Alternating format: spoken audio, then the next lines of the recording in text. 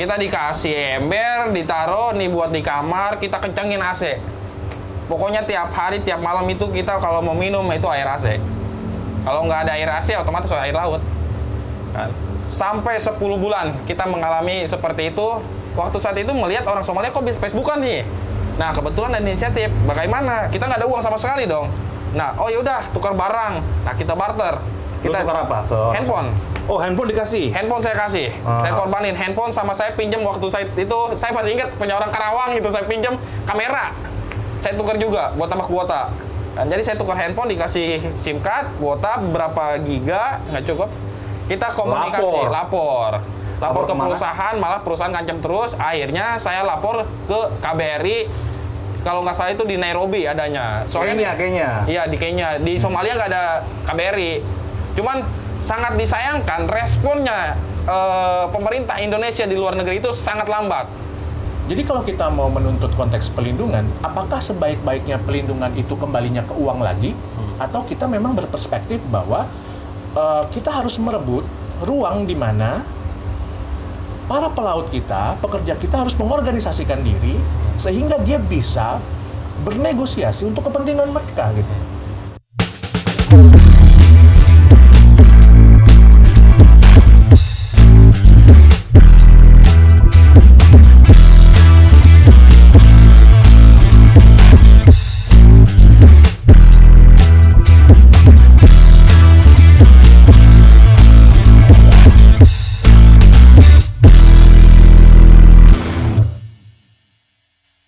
Welcome back to Hamburger Podcast. Joke is not a crime.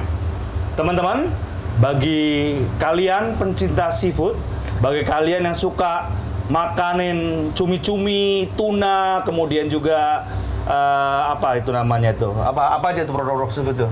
Tuna, ikan tuna, sushi, sushi ya, sashimi gitu-gitu ya.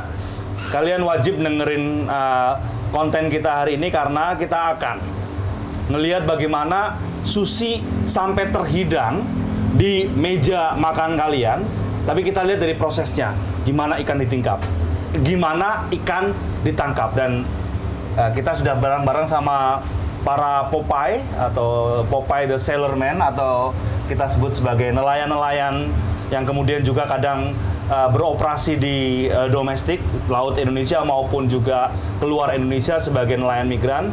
Kita tepuk tangan nih buat Rahmat dari SBPI, kemudian Bang Arnon jauh dari Bitung, Sulawesi Utara. Sekarang dia sebagai koordinator Sakti Sulut ya, nanti jelasin sendiri. Dan gue akan seneng banget karena diskusi kali ini juga ada seseorang yang sangat knowledgeable, yang kemudian mendedikasikan hidupnya dalam buku dan juga tulis-menulis, yaitu Bang Beni dari Universitas Paramadina Indonesia. Oke.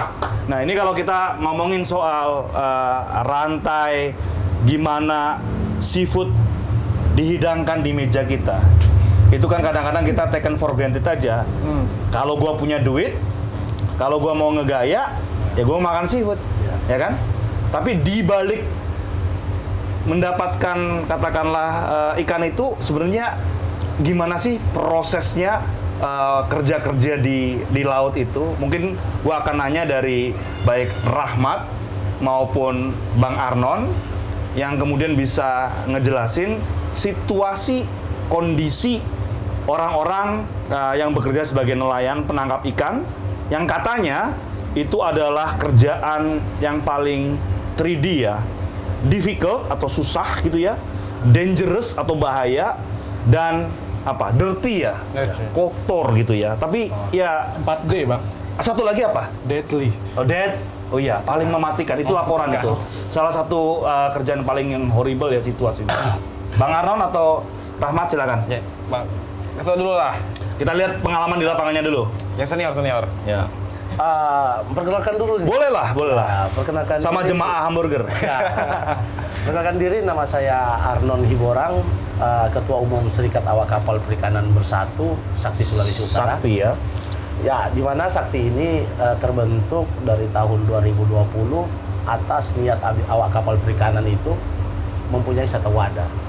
Karena kalau kita tarik ke belakang lagi, begitu banyak yang terjadi permasalahan perbudakan, forced labor, terjadinya tindak TTPO dalam negeri maupun luar negeri, kita ngalami semua gitu.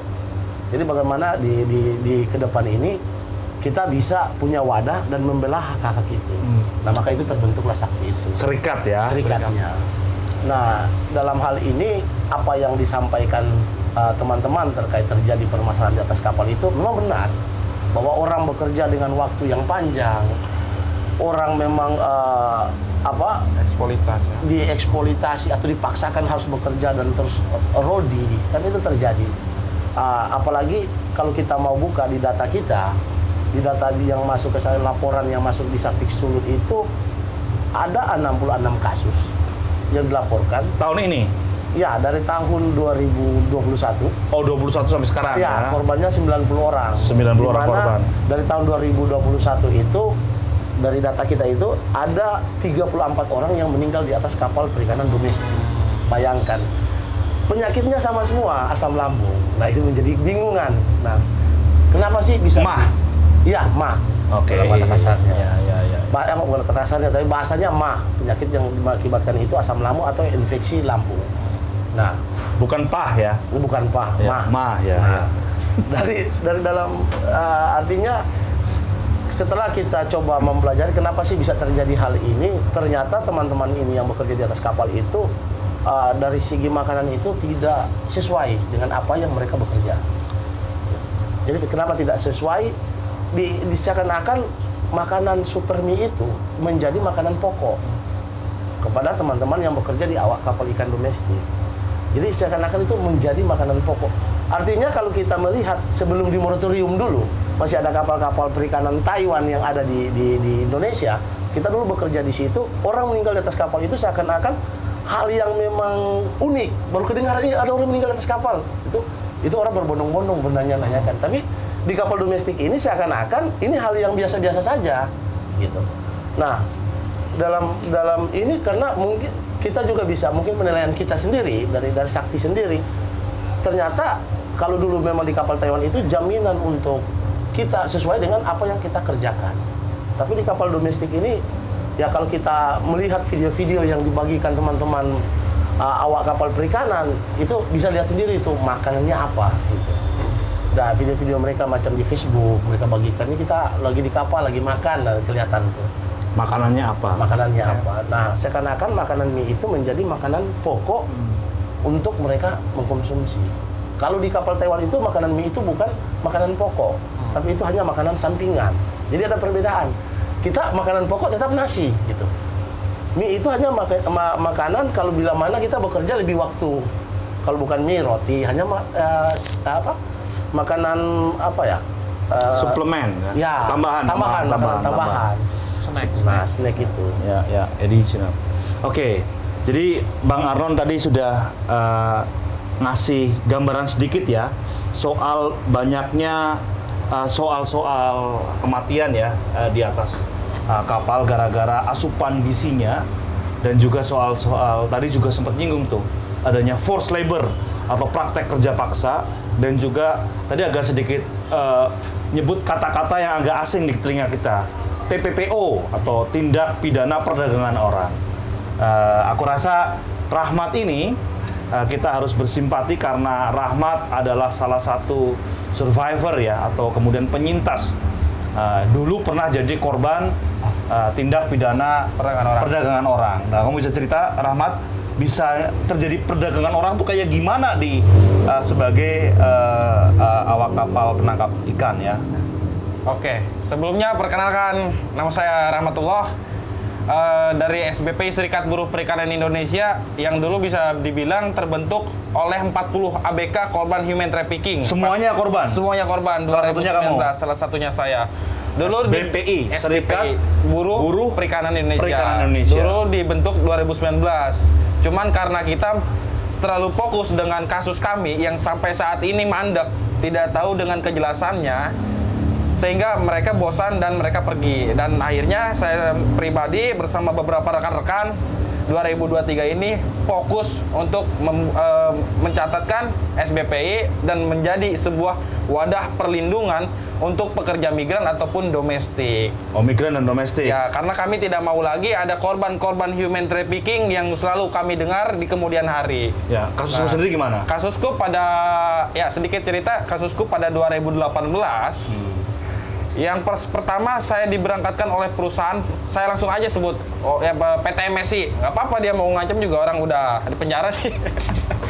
PT MSI Maritim Samudra Indonesia. Kan. Yang pada 2018 awal Januari saya dan kawan-kawan saya diberangkatkan dari dari Bandara Soekarno-Hatta ke Singapura. Dulu perjanjian kami itu kami akan diberangkatkan ke Peru, kerja enak, kapal ikan processing. Jadi kita tinggal proses Food aja. processing ya. Food processing, betul. Fish processing. Tahunya kami dibawa ke perairan Somalia. 2 minggu kami perjalanan dari Singapura ke Somalia. Jauh banget dong. Peru di Amerika Selatan, Somalia di Afrika. Nah, justru itu kita kan Samudranya aja beda tuh. Nah. Satu samudra Pasifik, satunya samudra India tuh kan. awalnya kan, saya bilang, wah ketemu bule nih. Kesel. Pasti juga bule ke Peru kan. Pas tahu Salah jalan mending salah samudra, bro. ini salah. Ini udah asli. bener. Oke, lanjut. Ini Sorry ya, gua nggak ketawain nih. siap. Tapi Ya, emang betul. Emang jadi kami itu tertariknya karena kami mau diberangkatkan ke Peru. Jadi kalau pas ke Peru, wah pikiran kami nih, wah bro kita jalan-jalan ke luar negeri, pasti banyak bule nih. Dan taunya pas di perjalanan selama 2 minggu kita tahu bahwa kita, lah kok ini banyak orang hitam. Kita bertanya, ini di Somalia. Kan kita sambil menunggu, ada kapal kecil yang membawa laras panjang, kalau kurang lebih itu 1 karung itu, senapan, oh lagi konflik di sana ya? di sana lagi konflik. Somalia. Kita dijaga di sana. Dan perjalanan selama 2 minggu itu kami tidak pernah mendapatkan air mineral.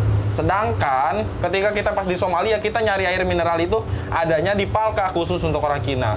Kita cuma disediakan tempat air minum tapi yang berkarat, yang warnanya bukan warna putih lagi, tapi warna kuning. Temulawak lah ya. Ya kalau temulawak masih mending, ini kuning enggak, putih enggak gitu. kuning enggak, putih enggak. Jadi pas ketika kita di Somalia dan waktu itu ada yang mengaku kata mereka tentara untuk menjaga kami. Oke lah, kami dengan pasrah, pokoknya udah pasrah. Kita bekerja di perairan lepas, kita pancing cumi dengan manual. Jadi bukan dengan mesin. Tarik cumi nggak ada yang segede-gede gini. Bisa dibilang segede galon. Segede galon itu. Aqua galon yang gede kan. Kita mancing, kalau pancingan sedikit kita dipukul. Itu beberapa bulan kita pancing sedikit dipukul. Makan cuma dikasih nasi, kol mentah sama cabai. Dan pada bulan 3, kalau nggak salah bulan 3, bulan 4, itu tempat air pun ditutup sama pihak kapten. Jadi kita dikasih ember, udah kayak apa aja lah pokoknya. Minum air laut? Bukan, air AC. Kita dikasih ember, ditaruh nih buat di kamar, kita kencengin AC. Pokoknya tiap hari, tiap malam itu kita kalau mau minum itu air AC. Kalau nggak ada air AC, otomatis air laut. Kan? Sampai 10 bulan kita mengalami seperti itu. Sampai akhirnya saya melaporkan kepada KBRI karena kita udah nggak kuat. Dan yang paling utama kita nggak pernah digaji. Gaji dalam PKL 400 US per bulan. Tapi nyatanya pas bulan ke-7 saya menanyakan hak gaji saya kepada pihak perusahaan marah-marah dan mengancam, udah lu mau mati juga nggak jadi masalah, ya kan? PT MLS ini ya? PT MSI Sorry, ini. PKL itu perjanjian kerja laut. Nah, jadi jangan skip itu. Ya, jadi perjanjian kerja laut tersebut, di dalam perjanjian kerja laut tersebut di dalam tertulis 400 US dollar per bulan. Sedangkan pas bulan 7 kita cuma menerima 650 US setara dengan 7.500.000 pas zamannya itu, pas tahun itu. Itu bulan ke-7. Di bulan ke-7. Baru pertama kali gaji. Baru pertama kali kita menerima transferan itu langsung ke keluarga. Karena kalau nggak salah itu pas Idul Fitri. Idul Fitri kita mendesak karena Idul Fitri. Dan tidak lama itu kita bisa berkomunikasi dengan pihak keluarga, dengan perusahaan juga, karena saya sendiri berkorban tukar handphone saya ke orang Somalia. Karena di sana kita nggak ada akses. Kita tukar handphone, saya waktu saat itu melihat orang Somalia kok bisa Facebookan nih.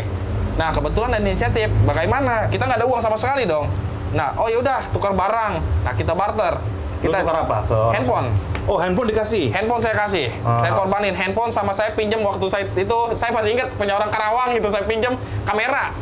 Saya tukar juga buat tambah kuota. Dan jadi saya tukar handphone dikasih SIM card, kuota berapa giga nggak cukup.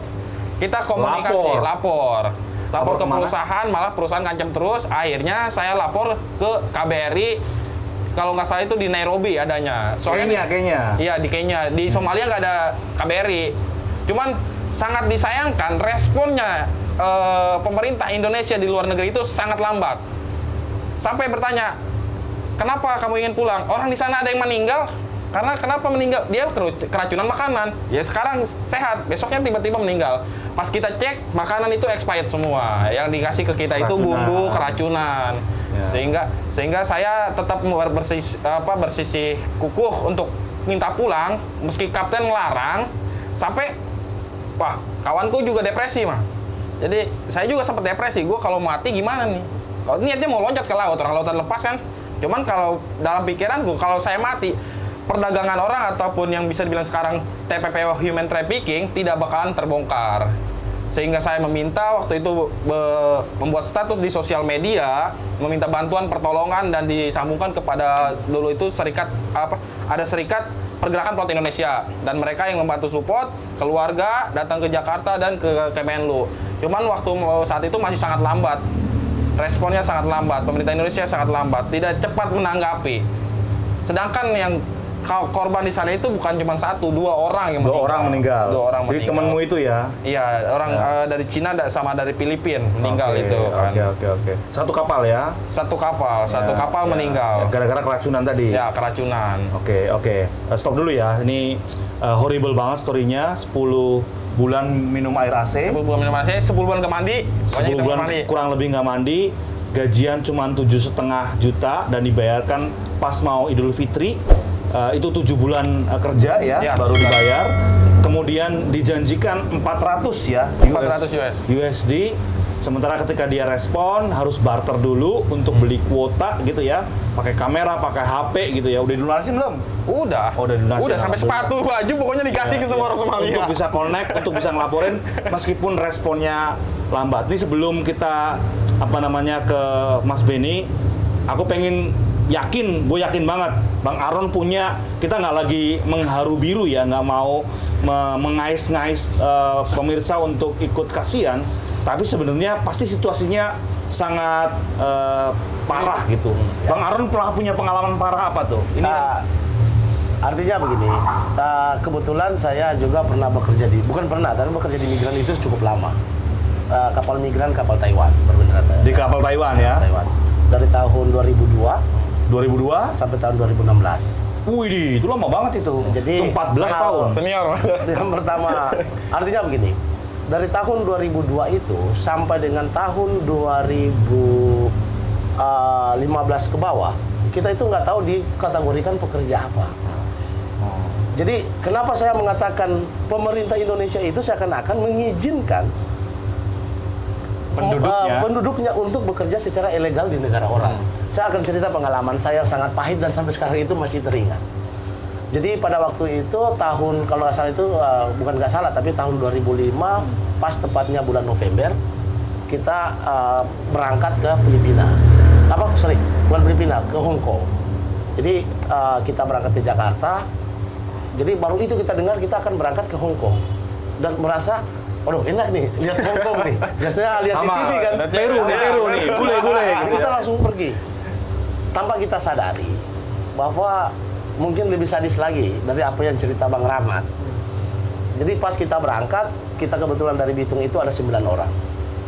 Jadi dari Jakarta, Soekarno-Hatta langsung ke Hong Kong. Sampai di Hong Kong kita ada sekitar 150. Baru di situ kita tahu kita ternyata ada jumlah orang Indonesia itu 150 orang.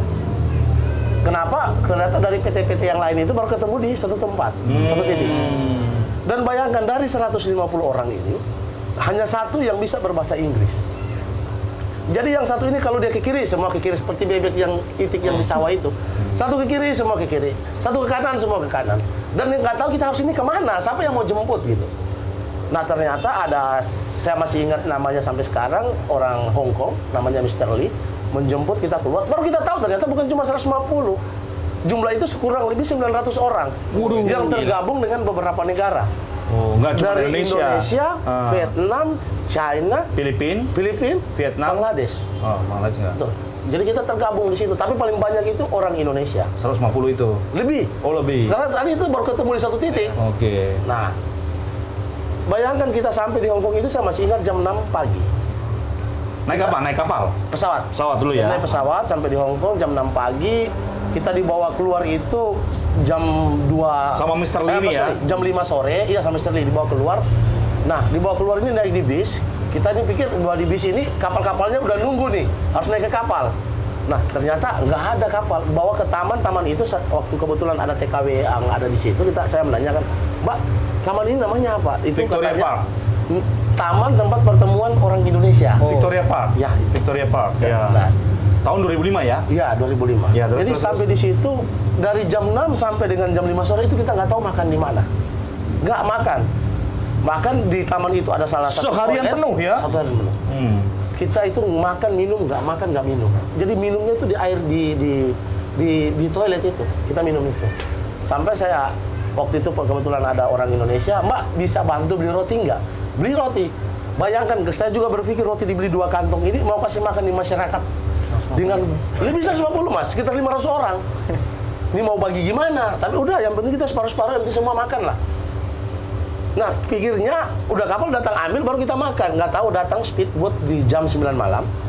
Speedboat yang kan Hong Kong itu pulau terpisah tuh. Iya. Ada speed yang penyeberangan. Iya. Kita naik di situ dibagi satu speed itu sekitar 330 orang. Jadi naik di speed itu diantarlah ke tengah laut tuh. Baru ada kapal yang datang jemput. Nah, kebetulan kita dapat kapal ukuran yang kecil, kapal Taiwan yang ukuran kecil itu CT3. Bayangkan kapal kecil itu kita di dalam 95 orang. Jangankan makan, tidur aja susah. Jadi kita di situ sampai saya waktu itu berpikir gini. Saya masih ingat nama-nama teman saya yang orang Tegal. Ayo kita bunuh aja kapalnya, kapal ini kita bawa pulang ke Indonesia. Dapat kita siksa nih. Itu ada air pompa. Jadi kita dikasih mie itu jatahnya 1 hari 2 kali. Mie kayak itu Popmi ya. lah, kayak Popmi. Ya. Gua nggak mau Dikasih ditembak aja tuh. 1 hari 2 kali, 2 buah aja. Sedangkan kita orang Indonesia itu, wah nggak cukup lah kalau cuma makan Popmi.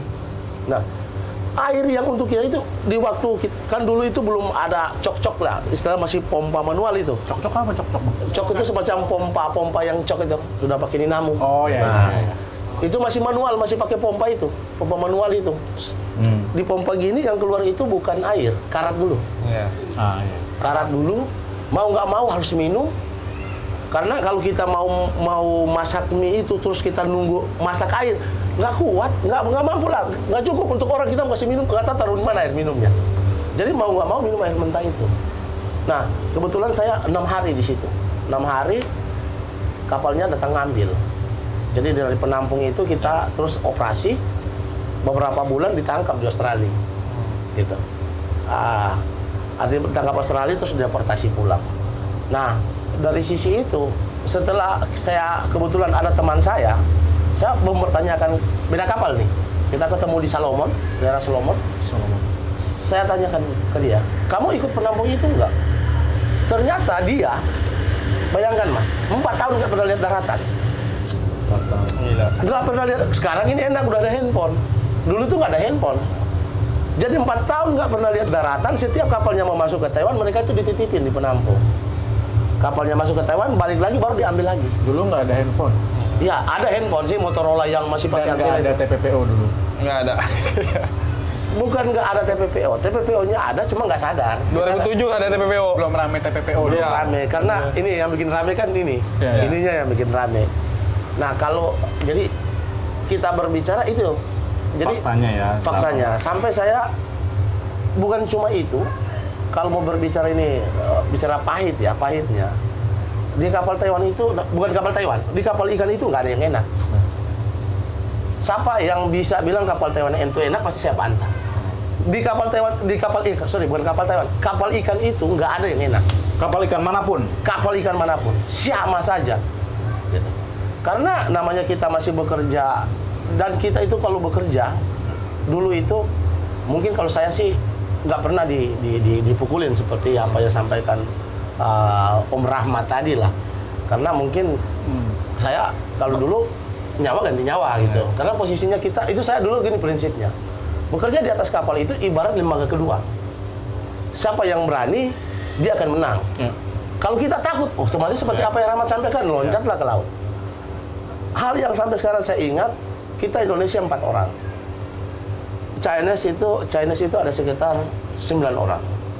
Dan itu ada nama konflik, bahasa tidak nggak nyambung. nggak nyambung, maka konflik saya ribut, saya dikeroyok. Malamnya, saya bangunin teman-teman saya. Tahu nggak kita di daerah mana? Kenapa? Saya bunuh nih semua, kita bawa pulang kapalnya. Karena kita udah nggak berdaya, gitu. Kita nggak lawan, sama aja kita mati kan? Nggak, mau nggak kalian? Sampai teman saya, jangan berpikiran bodoh lah. Ayo kita. Ternyata kaptennya itu lagi perjalanan bawa mau pulangin Cina-Cina ini, diganti orang Indonesia, gitu. Itu langsung saya berpikir ternyata kalau saya sampai bertindak mungkin salah jalan juga kan gitu. Ada kesalahan jalan juga yang susah juga keluarga. Jadi dalam hal ini di kapal ikan itu nggak ada jaminan. Siapa yang katakan kapal ikan itu enak santai itu bohong. Yakin. Oke. Nah, ini kan tadi kita belajar bener ya dari 2 pengalaman rekan kita. Tapi kalau kita ngelihat jauh agak ke belakang, itu kan kita dimuliakan kan sebenarnya dulunya. Kalau kita dengar dari cerita-cerita maupun lagu-lagu kita itu kan katanya nenek moyang orang pelaut. Kemudian armada laut. Maritim kita kuat dulunya itu.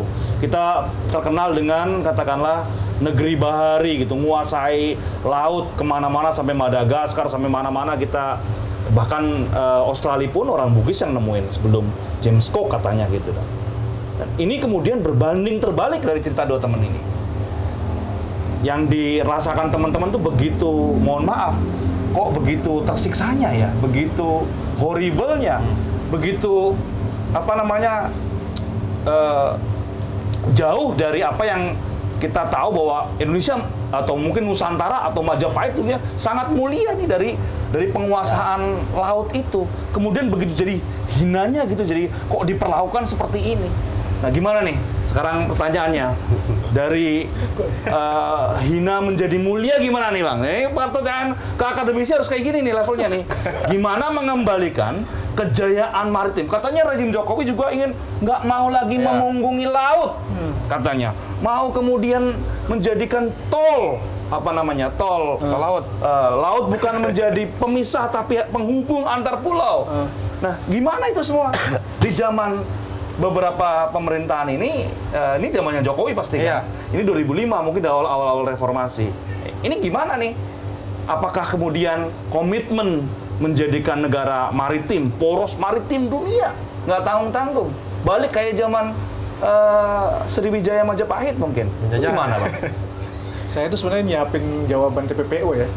Tiba-tiba beloknya ke situ ya. Itu dulu. Karena begitu aspirasinya ya, begitu horrible-nya situasi, kemudian narasi yang dibangun sama pemerintah itu beda banget. Pengennya itu menjadikan poros maritim, nggak mau memunggungi laut gitu kan. Bahkan punya spesial kementerian, Marves itu. Apa nih? Apa yang terjadi di Indonesia? Ya, kalau kita ngobrolin tadi ya, kalau dengan mulai nyanyi nenek moyangku seorang pelaut, kita nenek clear, moyang clear, jelas. Nenek moyang jelas definisinya. Nah, kita ngomongin pelaut nih. Bentar. Nenek itu ternyata dalam bahasa Bugis itu kakek. Iya betul. Itu baru saya dengar tuh. Nggak usah ke ini ya. Saya kampung istri saya di Lampung juga kalau laki dibilangnya nenek cowok. Ya. Sama aja. Iya. Lanjut lah. Cuma nenek moyang itu jelas definisinya. Yang nggak jelas itu definisi pelaut, Pak. Itu kan nggak dinyanyikan nenek moyangku seorang pelaut di atas kapal ikan, nggak kayak gitu kan? Nggak sampai ke situ. Ada. Tapi kan pelaut artinya jauh melebihi itu, dia bahkan punya deklarasi Juanda, apa yang kemudian hukum laut itu kontribusi Indonesia, Bang. Nah, kita berbicara ini kita tarik dulu. Kapan perikanan tentunya itu disebut sebagai pelaut. Nah, kalau kita tarik ke konteks Belanda atau konteks kolonial, misalkan dahulu. Kita berbicara pelaut itu berarti adalah profesi. Dan itu tertuang di dalam salah satu peninggalan yang masih dipakai sampai hari ini sama semua pelaut yang bilang pelaut itu adalah spesial, itu disebut dengan KUHD. Kitab kitab Undang-Undang Hukum Dagang. Hukum dagang itu jelas bahwa pelaut itu adalah mungkin tahun 1890-an, saya lupa, tanam paksa itu tahun berapa ya? Kultur stelsel ya. Pokoknya di sama itu tiba-tiba kita ada KUHD yang mengatakan bahwa pelaut di atas kapal niaga itu dia mempunyai perjanjian kerja laut. Coba bayangkan. Dan PKL ini perjanjian kerja laut ditarik dari situ. Cuma pertanyaannya apakah itu perikanan? Oh, tentu saja tidak. Karena perikanan itu di situ disebut sebagai artisanal karena dia sifatnya adalah untuk hanya subsisten. Karena pada saat itu maritim ditopang oleh jalurnya itulah jalur niaga. Dari sejak awal yang disebut dengan pelaut perikanan ini jelas berarti dia bekerja di atas kapal atau yang kita sebut sebagai ABK, itu belum mempunyai relasi yang disebut sebagai relasi antara pekerja dan yang dipekerjakan. Di catatan misalkan di Tegal aja di zaman kolonial ini, karena saya maksa ke konteks sejarah ya Mas, jadi saya ceritain dikit-dikit lah. Coba konteks. Kok kayak gitu, jadi apa situasinya bisa berbalik kayak gitu, gimana tuh ceritanya tuh, bener tuh? Iya, di konteks sejarahnya saja kalau kita menarik ke daerah Tegal, saya mendapatkan risalah-risalah, saya lagi melakukan penelitian dokumen arsip sebetulnya.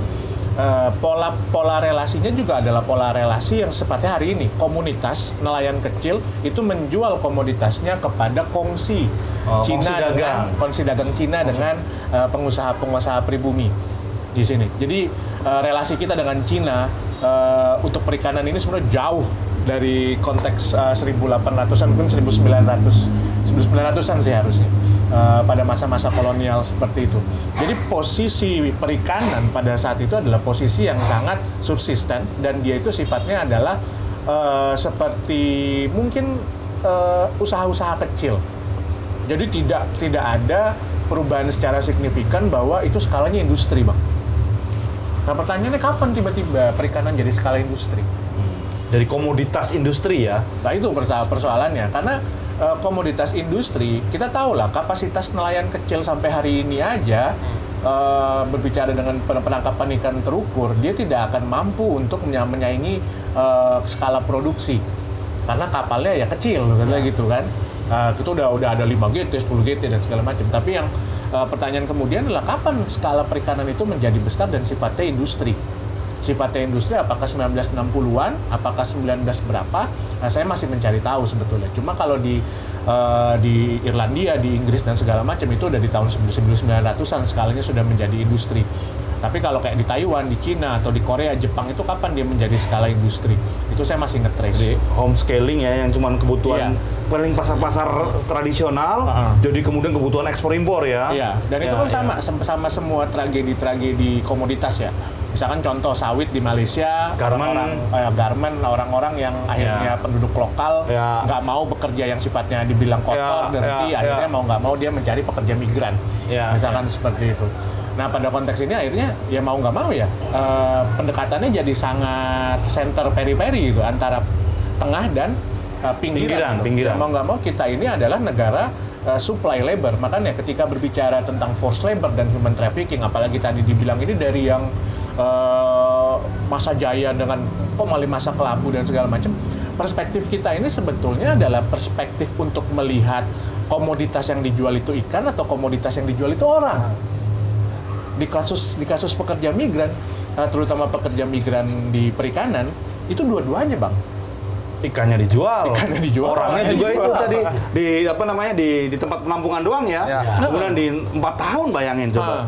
Dan nggak usah kita berbicara migran itu keluar batas negara ya, karena hari ini pun lokal itu disebutnya migran. Ada satupun yang kerja kecuali nelayan tradisional ya, bahkan ngomongin UNCLOS, yang UNCLOS juga perikanan yang diatur tradisional fishing. Betul. Kita nggak berbicara tentang lintas batas dan lain-lain, HISIS dan sebagainya. HISIS dan sebagainya. Di situ juga kalau kita berbicara hari ini ya orang di Benoa, apakah mempekerjakan orang Bali? Enggak juga, yang mempekerjakan orang-orang dari Bima, Sumbawa, Ya. itu ada proses migrasi. di Itu situ. kosmopolitan juga. Tegal itu kan kayak pusat itu. Tegal, Pemalang itu kan kayak kosmopolitan dari mana-mana itu kan. Nah, pertanyaannya kemudian kalau ditarik ke dalam relasi kerja dan TPPO juga di sana, ya tadi by nature itu pekerjaan itu sudah sangat memenuhi semua unsur TPPO tanpa kita melihat atau mencari 3 unsur yang kita sebut Iya. apa? Proses, cara, tujuan. Cara dan tujuan. Nggak perlu melihat seperti itu by nature. Saya bilang by nature kenapa? Karena kalau kita cek sejarahnya, ILO itu di masa-masa pembentukannya semua fokusnya ke darat. Dan pada saat itu ada protes dari para pelaut-pelaut niaga. Di penelitiannya ada salah satu penelitian namanya Bolker atau siapa itu saya bilang. Dia di situ dia mengatakan bahwa ya si protesnya pelaut itu pertama bukan jam kerja Bang yang diminta. Jam istirahat. Ini aja udah menciptakan exceptionalism kalau dalam bahasa teorinya atau kekhususan. Sehingga ada yang muncul namanya rezim AIMO. Tapi dulu kan terpisah kan ILO Iya, mereka iya. kayak punya sendiri. Tapi Iya, mau iya, nggak iya. mau karena ada kasus HAM Coba dan segala jelasin macam. AIMO dulu apa AIMO? Ya, IMO itu adalah International organisasi, Maritime Organization. Organization yang Ya. khusus itu adalah lalu lintas laut. Kemudian Ya. di situ juga ada sertifikasi pelaut-pelaut. Pelaut-pelaut, Tapi ya. belum perikanan ya. Bukan perikanan Tapi ya. niaga dan niaga. lain-lain. Betul, betul, betul. Nah, pada awalnya pelaut niaga pun berantem dengan rezim darat. Iya. Karena dia merasa peraturan rezim darat ini dengan 8 jam kerja dan segala macam ini udah nggak bisa ini gitu. Sementara ketika kita berbicara TPPO, yang ada bayangan kita itu adalah jam kerja 8 jam kerja, Bang. Terus ditanya, Di laut. di laut bisa 8 jam kerja? Iya. Bisa. Nggak mungkin. Nggak mungkin. Iya. Secara netur enggak, karena secara netur pekerjaannya dia adalah mengejar komoditas. Tangkapan ya. Iya, sementara konteks decent work itu berpikirnya adalah 8 jam kerja. Ada leisure setelah itu, ada istirahat, misalkan. Nah, dari situ aja, kalau saya misalkan mau men-TPPO-kan orang, tinggal saya tanya, Pak Arnon sama Pak Rahmat, kemarin waktu di kapal, kerjanya berapa jam? Hampir Wah, langsung saya, 8 jam saya ya? kerja 15 jam, mau TPPO nih. Iya. Misalkan, Karena tertulis main state darat di situ ya. Iya, tertulis di kontrak. Tertulis misalkan di kontrak saya harus bekerja lebih dari 8 jam. Wah, udah ada tipu muslihat nih. Mana ada pekerjaan lebih dari 8 jam? Terus dicari-cari lagi. Untuk caranya apa? Eksploitasi. Eksploitasi berbentuk apa? Forced labor. 11 indikator forced labor apa?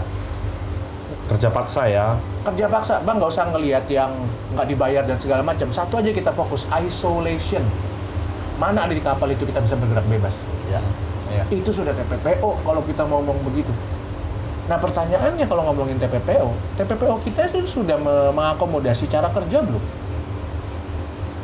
Itu gap belum hari ini ketika kita berbicara TPPO. Apalagi ya kita berbicara forced labor ya. Tadi menarik nih statementnya Bang Rahmat. Lebih parahnya lagi, saya nggak dibayar 7 bulan. Nah, cek-ceknya saya beda sama Bang Awi. Cek-ceknya saya berarti kalau waktu itu dibayar, hilang forced labor-nya. Iya. Ya, masih hilang untuk sekarang. Ya, kan hilang. Nah, Ini bukan soal bayaran. heeh. Ya, ya. Ya, masa gini, itu jadi salah satu mindset yang kita mau mengatakan begini, Bang. Jadi kalau kita mau menuntut konteks pelindungan, apakah sebaik-baiknya pelindungan itu kembalinya ke uang lagi? Atau kita memang berperspektif bahwa kita harus merebut ruang di mana para pelaut kita, pekerja kita harus mengorganisasikan diri sehingga dia bisa bernegosiasi untuk kepentingan mereka gitu. Karena kalau framework hari ini kita berbicara pelindungan, arahnya jadi seperti itu. Sebaik-baiknya pelindungan, kembalinya ke uang lagi. Jadi seolah-olah dengan dibayar selesai. Nah, yang kita ributkan Ya, apa sekarang ya, hari ya, ini? SP3MI, SIUPAK. Iya, Siupak Uang, sebenarnya kan tuh uang. PP22 kan. Intinya SP3MI sama SIUPAK apa? Ketika izinnya sudah legal dan mereka dibayar, seolah-olah yang tadi tuh nanti terisolasi. Pelanggaran HAM-nya ya kan. Ah, Eksploitasinya. Terisolasi, misalkan makan tidak layak, minum kekurangan, Nutrisi, misalkan. ya, Itu ya, jatuhnya ke hubungan industrial apa ke TPPO? Ya, Apa ya. itu jatuhnya ke hubungan industrial apa ke kerja paksa? Sumir jadinya ketika relasinya dibutakan atau ditutup lagi dengan relasi uang. Gitu. Ya udah yang penting dapat berapa bulan selesai TPPO-nya gitu ya. Sehingga ada gium atau ada ngobrol gitu ngomong Kalau 3 bulan nggak dibayar itu TPPO apa hubungan industrial? Yang pada dasarnya pergi ke kapal ikan aja, semua unsur dari 11 itu saya bisa taruhan 4-5 udah terpenuhi sebelum dia diidentifikasi. Ya. Tutup mata aja. Ya. Apakah kita berani mengatakan itu TPPO? Nah, ini men-challenge kita untuk berpikir beyond ya Bang ya. Saya men-challenge ini karena saya posisinya akademisi, saya nggak berposisi kepada mendukung TPPO atau mendukung hubungan industrial atau mendukung atau menegasikan atau mengkerdilkan usaha-usaha kita selama ini gitu. Cuma selalu akademisi itu kan diajarkan untuk berpikir kontradiksi apa yang akan muncul ketika kita memperjuangkan sesuatu. Dan inilah kontradiksi yang akan muncul. Betul. Ketika kita memperjuangkan sesuatu. Dan saya akan kembali lagi, apa tawarannya? Tawarannya adalah mengorganisasikan dan menyadarkan pelaut bahwa kita ini di posisi satu, kita sadar kita komoditas. Ketika kita sadar kita komoditas, pilihannya cuma satu, kita mengambil alih alat produksi atau kita meningkatkan daya tawar. Nah, daya tawar itu gimana caranya? Dan abang-abang inilah yang harus kita apresiasi melakukan pengorganisasian. Karena itu mahal, Pak. Nggak cuma hanya bentuk-bentuk seringkat ya. Iya, nggak hanya cuma mengagung-agungkan, segini loh jumlah, ada 60 data TPPO. Iya. So what? Kita menarasikan itu apa terus? Oke. Sekarang aku balik lagi kan. Sekarang juga lagi getol-getolnya itu. Ada yang namanya Satgas TPPO. Iya. Ketuanya aku Kapolri kan. Nah, gimana tuh? Apakah dari assessment ataupun observasinya Bang Benny itu bisa nggak kemudian Satgas itu diberikan mandat untuk menyelesaikan kasus-kasus di perikanan ini? Itu yang tadi saya kembalikan lagi, perikanan jadi rumit, Bang. Untuk kita menelisik 3 unsur dari TPPO, ketika mindset kita sangat darat. Iya. Hari ini dengan mudah, kalau saya sebagai penyidik, saya akan bisa men-TPPO-kan semua mining agency yang ada di Indonesia. Sesimpel dengan menanyakan, saya pergi ke desa, misalkan saya pergi kemana tempat mereka tinggal, misalkan di sini di kelurahan mana, di kecamatan mana, misalkan temennya Bang Rahmat atau temennya Bang Arnon, pada saat waktu itu abang bekerja, dijanjikan jam kerja berapa Bang di perjanjian kerja lautnya, terus kenyataannya berapa jam kerjanya? Enggak, Bang, mana ada saya ini? Itu sudah TPPO. Kena. Tetapi begitulah cara kerja di laut gitu. Nature-nya beda. Nature-nya beda. Terus bagaimana kita menjembatani dua perspektif yang secara ini sudah bertolak belakang? Apakah Satgas mampu untuk melakukan itu? Ya saya pertanyakan kembali, Satgas hari ini berperspektifnya apa? Berperspektif kriminalisasi, berperspektif penegakan atau dramatisasi, saya dramatisasi atau penegakan pelindungan. Ya. Dan ini yang harus kita cek kembali gitu, misalkan dari konteks TPPO. Oke, berarti memang ada 2 soal besar kalau dari Bang Benny itu, soal bagaimana kita mau ngedress soal TPPO khususnya di sektor ABK perikanan ini. Satu soal perspektif apa yang mau dimajukan karena memang kuat nuansa perspektif land base-nya ya atau daratnya ya. Yang kedua soal ya enforcement-nya mau kayak gimana nih.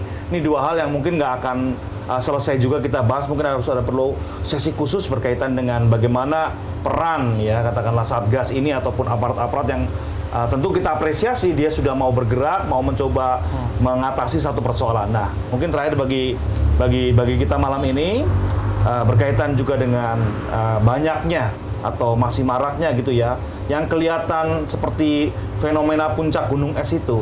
Ya eksploitasi, ya kerja paksa, ya TPPO lah. Semuanya tuh komplit jadi kayak semacam kalau kita baca soal isu ABK laut kan perikanan kan itu aja tuh, TPPO, kemudian kerja paksa, kemudian modern slavery. Nah, itu gimana harapannya membentuk serikat ini sampai nanti Pak Benny mungkin apa yang urgent banget kita harus lakukan untuk kita agendanya kita menangkan. Dari Rahmat dulu deh. Ya. Jadi tujuan saya pembentukannya SBPI, kita untuk fokuskan untuk sementara ini di domestik. Kenapa di domestik ataupun pelaut dalam negeri? Kita fokuskan tentang upah dalam masalah upah. Karena kenapa? Ketika upah di dalam negeri itu sangat bagus ataupun sangat memadai, Ya. otomatis awak kapal perikanan di Indonesia tidak akan mau pergi ke luar negeri. Ya. Contoh di Cina masih ada yang beberapa bulan kemudian pas saya di Jawa Tengah ada yang menawarkan gaji sampai 300 US. 300 US itu kalau dirupiahkan cuman 4,5 juta. 4,5 juta. Coba kalau di Indonesia tidak ada yang namanya bagi hasil ya. Tidak ada yang namanya bagi hasil. Para nelayan ataupun para awak kapal tersebut digaji dengan sangat layak, perlindungannya tentang keselamatannya juga tidak akan ada yang keluar negeri. Oke, jadi perbaikan dari gaji. Bang Anon, singkat. Ya, kalau dari kita hampir mirip dengan Mbak Rahmat. Bagaimana Perjuangannya kita gaji ya, bargaining. merubah tata kelola di dalam negeri agar karena supaya teman-teman kita ini juga tidak berpikir bagaimana harus keluar negeri. Itu yang pertama. Dan saran saya, kalau bukan saran sih, tapi harapan saya kita itu tidak seperti pemadam kebakaran yang datang terbakar, tapi bagaimana kita mencari obatnya. Ya, persoalan kasus utamanya ya, Pak. Ya. Akar masalahnya. Akar masalahnya kita cari, kita obati, dan supaya kedepannya tidak ada lagi generasi kita yang tereksploitasi. Terjadi. Apa itu? Ya itu kita harus kita cari sama-sama bagaimana duduk dengan pemerintah. Pemerintah jangan cuma pemerintah Indonesia, tapi bagaimana dengan pemerintah negara penempatan juga. Oke, jadi kita bareng-bareng duduk ya, dialog, kemudian menjawab persoalan ke akar masalahnya. Bang Ben, terakhir. Cita-cita saya atau impian saya itu adalah ada agenda pekerja yang clear dari serikat-serikat perikanan, Bang. Bersatu nih ya. Ya, dalam artian adalah kita refleksikan diri lagi bahwa ya banyak sekali sumber-sumber uang untuk bermain di dalam ranah ini. Cuma kembali lagi adalah harus ada upaya dari serikat-serikat itu mendudukkan, terutama Bang Arnon dan juga Bang Rahmat ini untuk mendudukkan dan menarik semua serikat-serikat dan bertanya kembali sebenarnya agenda kita tuh apa? Agenda kita sebagai pekerja itu apa? Pekerjaan serikat itu apa agendanya? Kami itu pekerja apa? Siapa kami dan bagaimana agenda kami? Sehingga kita mengembalikan lagi marwah serikat itu ada di konteks mengorganisasikan. Ya. Seperti yang Bang Arnon bilang, jangan seperti kita itu menyiram toilet. Ya. Akhirnya ujung-ujungnya adalah serikat berkompetisi, bukan serikat melakukan pengorganisasian. Itu sangat berbahaya kalau semuanya akan fokus kepada memberikan jasa daripada mengembangkan kehidupan. Ya. Oke. Dan itu yang cita-cita saya. Apa yang harus dilakukan? Ya sesimpel harus ada kongres besar para serikat perikanan. Ya. Dan siapa yang bisa membantu? Dalam sejarahnya, itulah yang bisa disupport oleh NGO-NGO. Itu, Bang. Oke. Thank you banget teman-teman. Sudah meluangkan dari Bitung, dari Banten, dan juga dari Paramadina University.